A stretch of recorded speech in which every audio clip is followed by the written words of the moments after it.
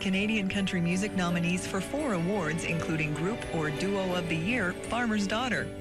For Angela, Jake, and Shauna Ray, performing everywhere from the family living room on the prairies to the family touring bus across the country was simply natural. And the idea to combine those talents into a trio was simply inevitable.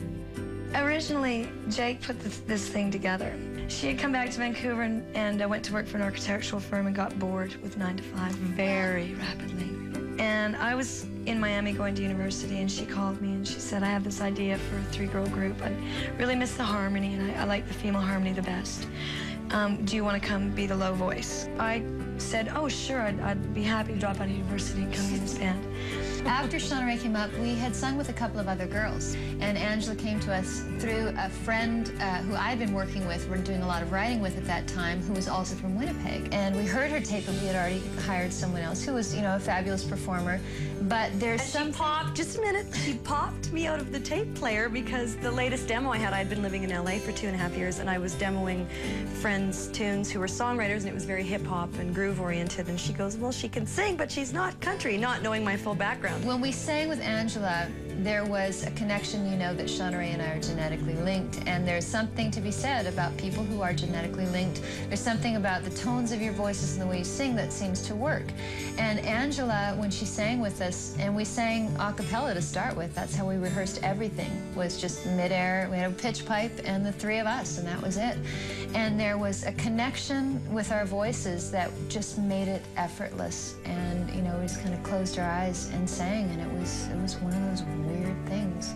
We checked her out when she was doing her solo gig, and we used to go hang out wherever she was gigging and get up and do songs with her at the lounges. And one time when I had a gig, I said, hey girls, how about you come to the gay bar that I'm playing at and sing backups on all my R&B Motown stuff? And we played a bar called The Royal as a group called the Sisters from Another Mother.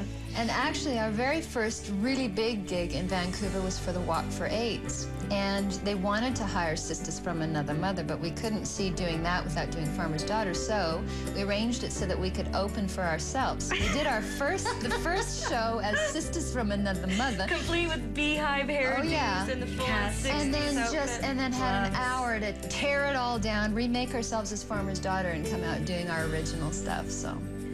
The house that we shared in Vancouver was on a very busy street called Oak Street. I think we moved in there when we were recording the first album. We moved in during the recording of Girls Will Be Girls. And we frantically decorated and painted and totally revamped the whole place. And it was a money-saving venture because when you're on the road, it's a pain in the butt to pay rent back somewhere that you're not.